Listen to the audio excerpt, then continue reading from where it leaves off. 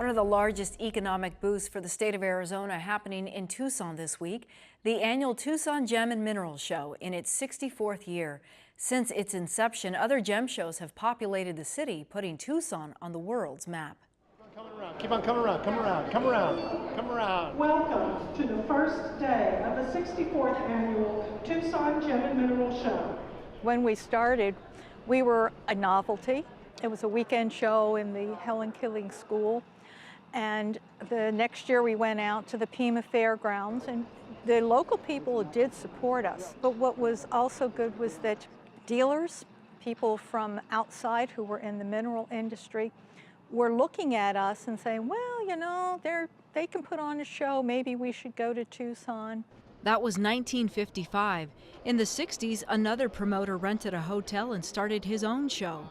Soon after that, jewelry, wholesale deals, and eventually the Smithsonian. By the 1970s, the Tucson Gem and Mineral Show began occupying half of the Tucson Convention Center. The subsequent result? Shows all over the region, 47 to be exact. So it's been this snowball effect. Nobody planned it. Nobody envisioned it. I mean, when we started in 1955, honestly, all they wanted to do was to cover expenses. They were going to be happy if they covered expenses, which of course they did. What's more is that the Tucson Gem and Mineral Society garnered the respect of gem and mineral enthusiasts all over the globe. World-class exhibits featuring private collections and displays. An event that's flourished over the years. Maybe 1 or 2 more coppers in this pile of stuff. There's a lot of minerals in those boxes. Gene Schlepp was there at the beginning. Hi guys. Welcome. A teenager dabbling in minerals who won the first blue ribbon in 1955. The one I got, the one from England, I really enjoy it. I enjoy the minerals, enjoy the people, and the camaraderie. And we have friends from all over the world. Hey guy, how you doing? A passion that grew. Schlepp, now in his 70s, went into the mineral business and to this day still shines at the show. Things like this become part of your life when you do it. That enthusiasm is what the Tucson Gem and Mineral Society and the city of Tucson want to keep here for decades to come. We are blessed to have this. We are very fortunate. We are fortunate that we have become the world's largest show of its kind for gems. We have a responsibility to make sure that that is an experience that people continue to have.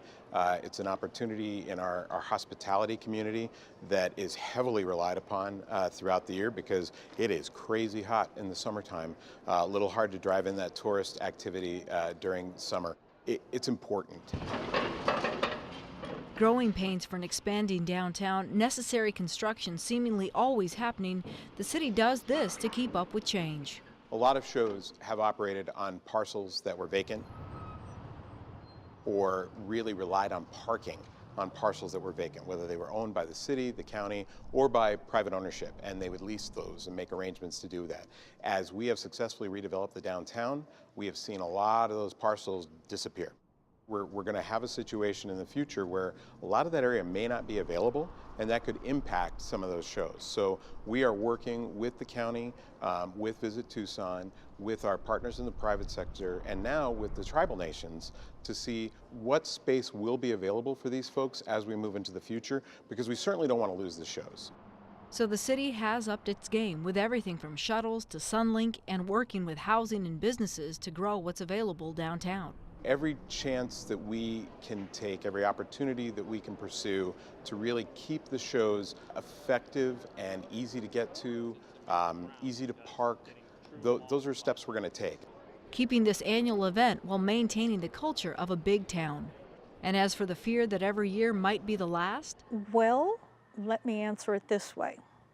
The Tucson Gem and Mineral Society owns the Tucson Gem and Mineral Show that we hold at the Tucson Convention Center.